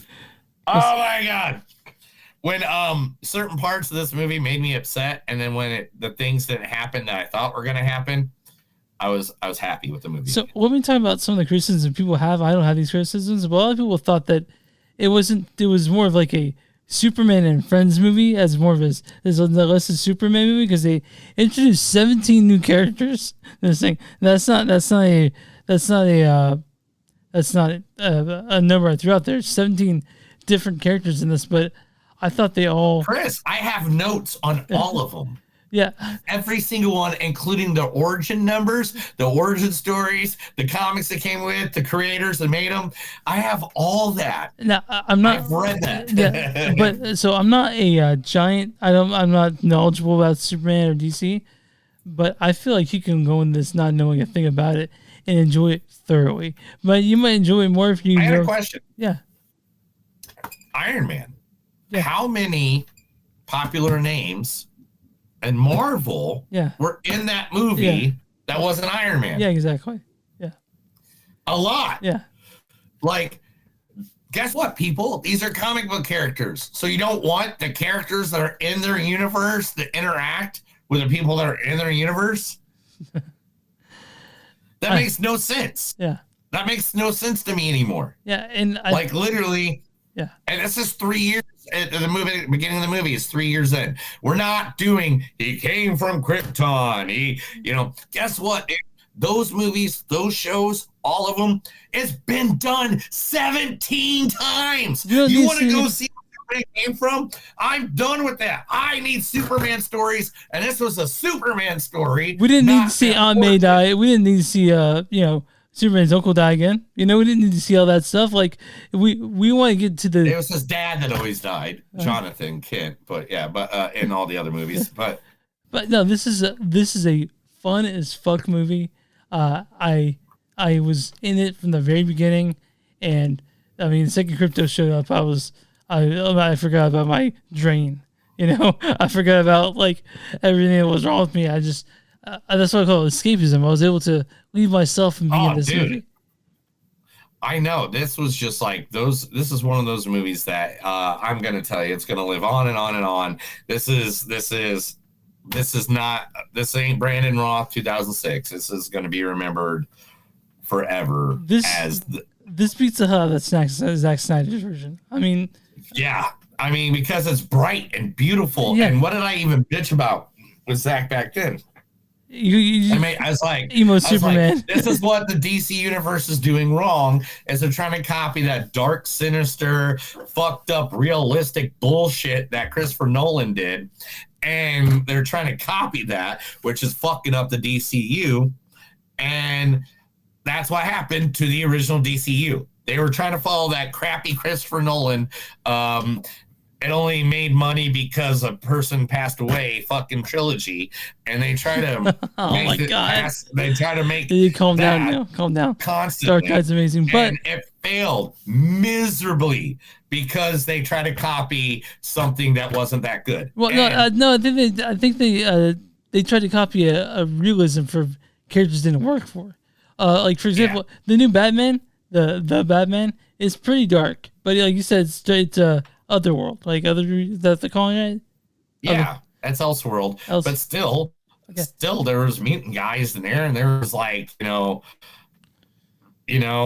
still, it was realistic looking, but it like still had mutant guys walking around with venom in their veins. I have another friend who's a Superman guy, like Superman freak, right? A friend named Joe, right? And he bought tickets for opening night months ago, right? Or when they're available, right? And he texted me as soon as he got out and talked about how much he loved it. He saw it again. I think he's sitting it again Sunday in IMAX. Just that so much he loved this movie, and that's great to have this sort of enthusiasm on in the movie that it's not political and people try to politicize it. And you're like, well, no. I don't know who did that, and I don't. They can all fuck off. Yeah. Because this was not a political movie. It's not nothing like that. It was a movie about human beings being human beings. Yeah, and and humanity, and even people that's an alien. But Neil, I don't want to give. We'll get into deep into this after the spoilers. But Neil, what's your score on this? My 4.9. I think this is one of the greatest comic book movies of all times. This gives me exactly what I want in the comic book movies. Comic book movies don't have to be serious because guess what? They're from a fucking comic book. There's something from a goddamn kid. Like literally, they're from a source material that was made for kids, guys. Yeah. And that's what. But the thing is, what comic books are they're wholesome, that help people become better human beings because they teach lessons about life and how we should treat each other. And that is X-Men, Batman, Superman, like I can list. And that's what this movie was. This movie taught people about humanity, about being a good person, and I absolutely love it. I might go get a Superman tattoo next week. Being kind is punk rock, just so you know. Being kind is fucking punk rock. So my score on this, except for Nazis killed him. Yeah. I mean, but anyway. Yeah, so my score on this is 4.6, 4.7. I can't wait to see a sequel. I am excited for DC movies again. Yes, me 3. So I am excited for all of the movies that are coming now. All of them. We're gonna go through the Rotten Tomatoes thing and then we're gonna spoilers. So, what's the audience score for Superman? The audience score for Superman better be, oh my God, they bombed it, didn't they? Oh, they hit it, didn't they? It's going to be 89%. It's 93%. Okay. Audience says, I'll take it. James Gunn brings back a timeless hero, Superman, and gives us a four-legged scene stealer who we can all rally behind. All right, Neil, what's the big bad mean score for Superman? 81. 83% certified fresh. Oh, nice. All right. It's better than that, honestly. But here's what they say. Pulling out the heroic feat of fleshing out a dynamic new world while putting his champion's big beating heart front and center, which you talked about, Neil. This Superman flies high as man tomorrow, grounded in the here and now. So I'm going to good review and a bad review. Or a bad review and a good review. This is from Andrew Kinnell with Starbrook News. He says, There's a self-conscious awareness and intentional goofiness, an over-preciousness of ways he's committed to presenting itself as something fun and spry, but often feels overbroad and obvious. Whatever. And this is from, let's do Kent Garrison of Mad About Movies podcast. He has a 5-word review that says, "This is Marvel's worst nightmare." And it kind of is. It kind of is. I like that. You know what? There's only one thing I can definitely say to that. And you know what that is? What's that? Yeah. I want another good one. This is from Bill Acrono of Movie Going with Bill. He says, "Great, incredible, might be the best movie of the moment." And in the moment, like Neil, like in this horrible moment we're living in, and the world, all this war, this is something that people need. I feel like. You know what they need? You know what they need in life, Chris? You know what they need? They need this.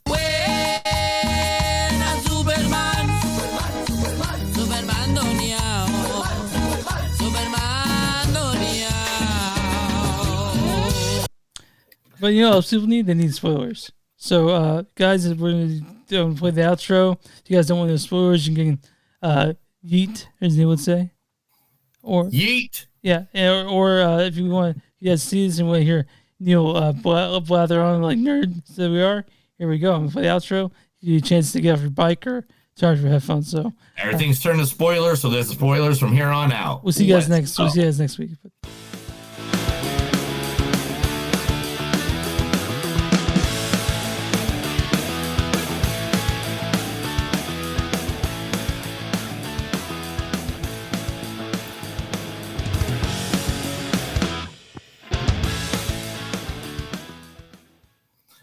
Yeah. All right. So any questions before we start? No, but I want to mention people in this movie that I want to mention Maxwell Lord as played by Sean Gunn's in this. I know. Isn't that nuts? I like seeing Peacemaker for just a second on TV. Yeah, okay, so guys, Peacemaker's in this for a moment. He's just like on the TV and he's like talking shit like he always does. Which, guess what, Chris? That you know what the sequel to Superman is? What's that? Peacemaker Season 2. You're excited. Is the right direct sequel. Maxwell Lord, who is played by Sean Gunn, is going to be in the new Peacemaker series, and it's going to continue the story from after the Superman fallout. So I do know that he's sort of like a tech magnet, right? Like he's like a sort of like Sluther type character, but like the good kind, right?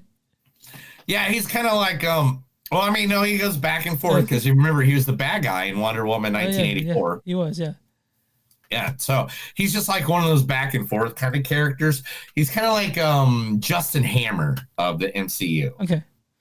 If you remember Sam Rockwell. Yeah. I do remember Sam Where Rockwell. he's trying to do the good thing, but sometimes he's doing the bad thing because he's doing the good thing. So, Neil, of all the characters in this movie, who are you most excited to see when they showed up? Like, oh, it's that guy. Dude, it was Guy. It was Guy Guardian all the way. Yeah. Definitely. Yeah. Definitely. Yeah. I know that Leah loves Nathan Fillion. She wasn't there. She didn't see this movie, but I feel like she would have gotten a kick out of his character. 1 second.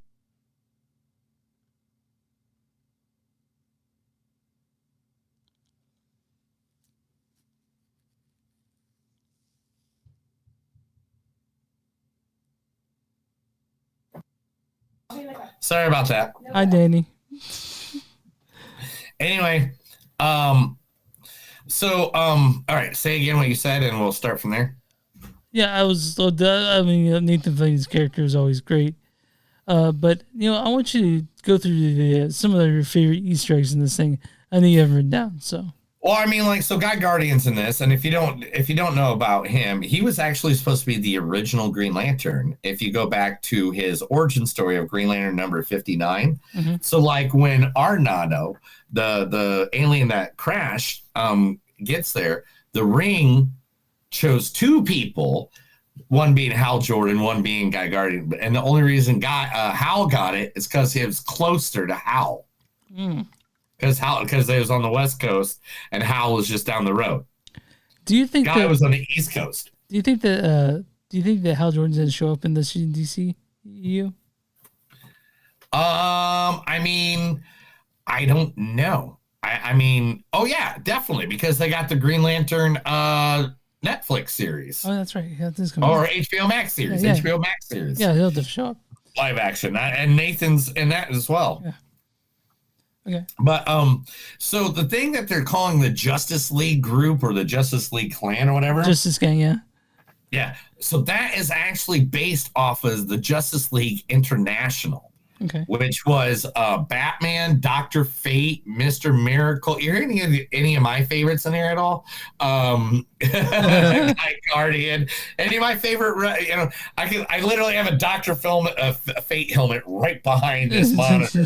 I mean, but that is what that all is about. And not Maxwell Lord, but the stage company, which they keep running into, if you saw everywhere in the background and the billboards and stuff like that, was all that.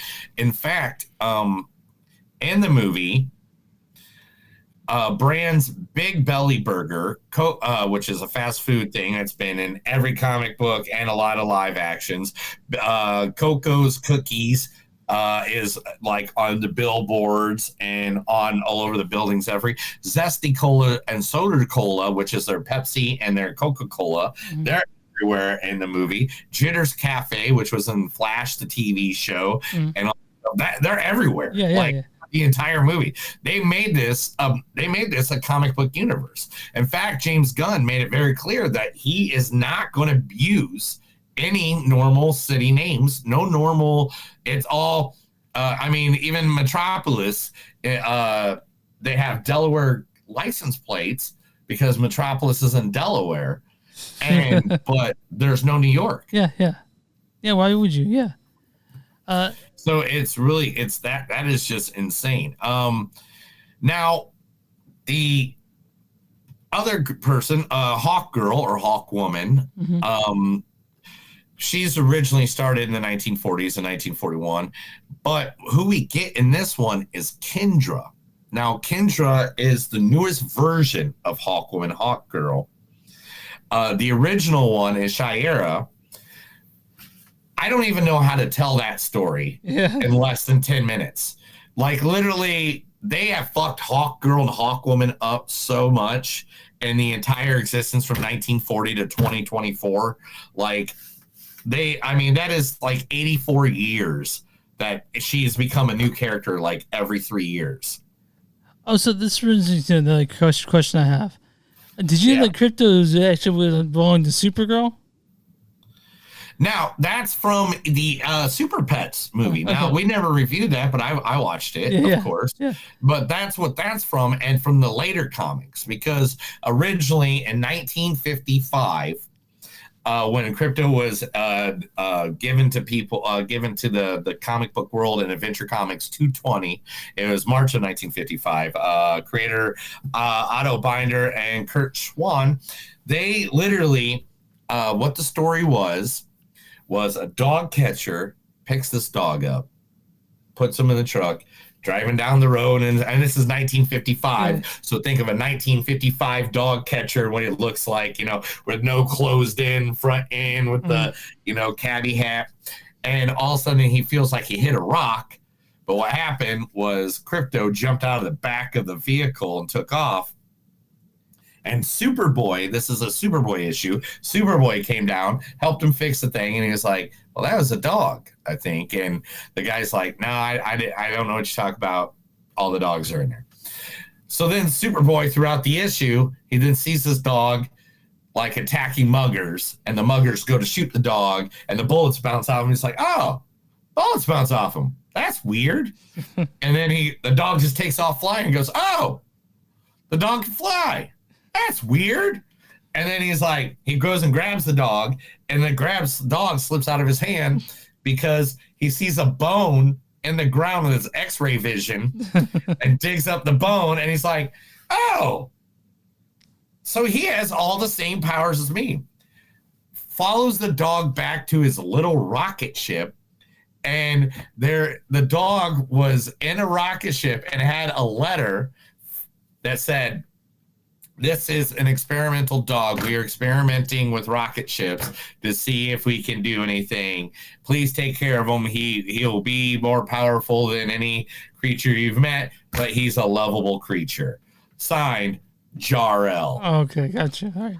And literally, so the end of the comic is that Jor-El literally stole Superman's puppy from him as a baby and threw him in a rocket and shot him off to Earth. So, is Supergirl known as a party girl in the comic books? Now, in what was the last one? I wrote it down and then I didn't. There's a comic book that just came out where that's what they're basing it all off of. And it was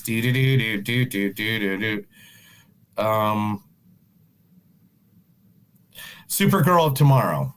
Like, she is the best way to say it is like she's pulling like a Logan. Okay. From the MCU, where like shit got fucked up, her entire unit, her planet blew up too. Even though she's not originally from Krypton, but she's from the sister planet. Because Krypton blew up, hers blew up, and they would travel back and forth between planets. So obviously they had the. But that was literally, she just goes out and gets drunk. Like, she just wants to get wasted all the time because of that. And so she'll go to different places with red suns. Yeah. To get wasted. Yeah, so she's drunk, right? That's fun. Go ahead. Yeah, man, I'm trying to think of things like because there's so much stuff in this that it's hard to figure out. Let's talk about a guy you like. Okay. Because let's give you an origin story about the dude you like, Mr. Terrific. Yeah. I mean, I liked him too. Now, I'm not gonna say you liked him. I loved him too. Yeah. All right. So Mr. Terrific is the third smartest man in the DC universe. He has his origin.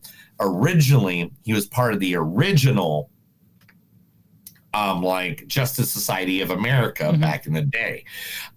His first appearance is in one of the most famous comic books of all time. Sensation Comics #1, January of 1942, aka also the comic book that introduced us all to Wonder Woman. Was the first one. Now, it wasn't the version that we know now. It was a guy named Terry. Let me see where I got it. Boom. This is what he originally looked like. All right. That's what he looked like back Robin in the day. Like Robin Hood. Yeah, like Robin Hood. And that's why he said had fair play on his chest, and that's why he had the guy has fair play on his arms. Now, the story about the Michael Holt one that we saw, that's Mr. Terrific that we saw, was that, how do I make this short? Mr. Terrific was his wife died, or Michael Holt's wife died, and he was going to jump off of onto a train track to get hit by subway trains. The spectator showed up and goes, "What are you doing?" And he's like, "My whole reason for living just died. I don't want to be here no more." Yeah. And he goes, "You still have purpose in this universe." And shows him that the original what's his name? Terry Sloan, Mr. Terrific, did the same thing where he was going to commit suicide because he just felt like since his wife died, he had no meaning, no reason to be in this world. And he showed him what all the good things that Mr. Terrific did to help society, and that he could do the same. Yeah. And so he came back, stopped some thugs from mugging somebody, and sent them on a good path instead of the Spectre saying, "I'm going to burn them and kill them. I'm going to kill them and take them to hell right now." Yeah. unless you show them the different way. And he showed them the different way and stuff like that. So that's where that character comes originally from. And it just so happens he has 14 PhDs, genius level intelligence. He was the number one person in physics gosh dang it, Sheldon from Big Bang Theory. Not theatrical. The theater. Experimental physics. Physics. Yeah. Whatever it's called. An experimental physics. Quantum he was physics? the number one at the ages. What? Quantum physics? It is quantum physics, but it's like experimental or I can't remember exactly the terminology for it right now, and I feel dumb. Sorry, I should have wrote that down. I did. But he's the number one by the age of 6 in the DC universe. He's an engineer, physician. He created the T-Spears. He has invisibility, skilled athlete, and martial artist. And he is a martial artist in 13 different martial arts. He's great. He's he was, like I said, probably my favorite character besides Superman. They really made Superman likable in this. You know what I mean? Like, yeah, and it made him believable. Like, as much as, and I think like in Zack Snyder, he was trying to make it human, like he was trying to just make everything realistic looking. And in this one, they didn't make it realistic looking at all. There's a flying fucking dog with a cape, bro. There's a big, at one point, there's aliens flying and there's fights and there's robots and shit like that. I think this felt more realistic than Zack Snyder. One of my favorite scenes is when they're sitting in the Lois Lane's apartment. In the background, you can see the Justice Gang fucking up the giant kaiju, while Superman's just kind of like, yeah, they got it. Dude, you know what one of the happiest points of this movie to me was? What's that? That they finally got Jimmy Olsen right. Oh yeah, you think he looks like Jimmy Olsen, doesn't he?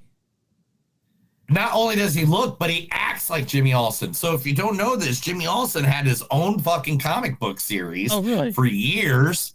Yeah, Jimmy, what is it called? He didn't come around until he was originally a radio character on the Superman radio show. Okay. And then they brought him in finally in Superman 13 in 1941. But he was like Jimmy Olsen, his own Superman's pal Jimmy Olsen, which started in September 1954. Jimmy Olsen was a player. Yeah. Like the girls love Jimmy. Like everybody loved Jimmy Olsen. Like, and nobody could figure it out. Like he's a redhead with freckles and da. And it was like, man, it was one of them that everybody was just like, damn, dude. Jimmy Olsen's a pimp. Yeah, how do you do it, Jimmy? How you do it? How do you do it, Jimmy? Yeah. Why do all the girls love you? Can we talk about Metamorpho for a second? Oh my God! Anthony Kerrigan. Can we talk about Element Man? He's great. Metamorpho. The Anthony Kerrigan I recognized him immediately too. The guy from Barry. My favorite character from Barry. Yeah. Yeah, and to see him in this, I was like, oh, that's who that is. He's glad to see him in this. So that's his name, his original is The Brave and the Bold, number 57, January 1965. And the name of it is called Who is Metamorpho? Mm-hmm. And his story is one of the best in fucking, it's Indiana Jones before Indiana Jones existed. All right. Like literally it's from 1965. And literally, he was an archaeologist that ran into a thing called, I think it's called the Spear of Ra, if I remember. Yeah, the Orb of Ra, and a pyramid. And that is what gave him the ability, it changed him. Like he woke up and he's that weird, different divisional colored thing. Yeah. And even in the comics, there's one time him and Superman fought, and he did the create kryptonite thing. But he was a multi-billionaire or millionaire, because it's the 60s. He was a millionaire playboy. What was the name of it? He had a nickname. I believe it was. Well, he was bold Indiana Jones style adventurer and soldier of fortune, often hired to retrieve rare artifacts from exotic locations. He worked for Simon Stagg, who is a part of the whole universe at multiple industrious.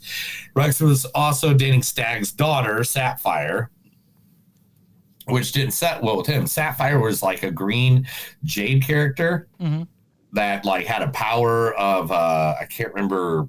But she had like power, kind of like the Green Lantern, and that's why you saw a green baby. Okay. And that green baby is his that not only can change like metamorpha, but that baby can grab things and change items into whatever it wants. Okay. Is that a lot? I mean, Yeah. that's a lot, and I didn't even fucking go over half of the shit, man. Yeah, I mean, the engineer that you saw is part of the Authority, which that's a movie coming out here and soon. They moved the Fortress of Solitude to Antarctica because the North Pole, the polar caps are too small.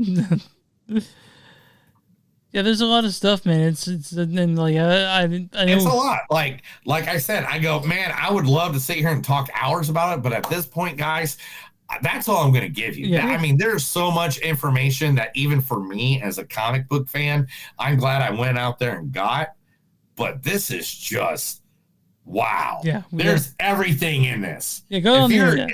Go on the internet. Go on the internet. Go look. Screen Crush is good for it. Variant Comics, comicbookmovie.com. Like there's a bunch of different places that do the Easter eggs and stuff like that. A lot more. And that's where I got most of my information. Go do those because Chris is tired. I'm tired. We've been doing this for 3.5 hours now. All right. Chris, any final words in the spoiler section of Superman before we go? F1, very good. Superman, even better. Bam, there it is. Okay. You guys find us on moviesandsuck.net or Facebook.com/moviesandsuck podcast. You'll find our friends at DoTimandNet.com. Check them out. They're fun. We're on Instagram and Today's Podcast. We're on Bluesky at Movies.Suck podcast.social.bksy. Yeah, I gotta figure that out. Also, we're on Patreon, patreon.com/suck. You guys want shirts? Go to TeePublic, search Blackwood Productions. You'll find shirts that of us and Neil made. Also, Bonfire accounts, suck something to do. Find more stuff. I have stickers. If you guys want a free sticker, just send us an email on one of our socials. We are very responsive. And we'll send you a sticker. Or if you just want to email us, info@moviesandsuck.net, just send us your info and we'll send you over a free sticker or two. I got plenty left in my car.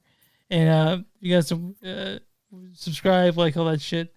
And yeah, Neil, what do your small businesses? We want to help them out. If you got a small business, let us know. We'll be more than happy to put your information right here out to the public, out to everyone, free of charge to our thousands of listeners or millions of followers right here on Movies Don't Suck and Some to Do. Are you ready to get here? Let's do it, buddy. That's another episode of Movies Don't Suck and Some to Do. My name is Neil. And I'm Chris. And remember, guys, no matter how hard you try in life, you don't have to be a Superman. You don't have to drive like an F1 racer. All you got to do is treat people equal and make sure to love each other and help thy neighbor. Remember, we're all spinning all around this big blue world together. Have a good day. Good night, guys.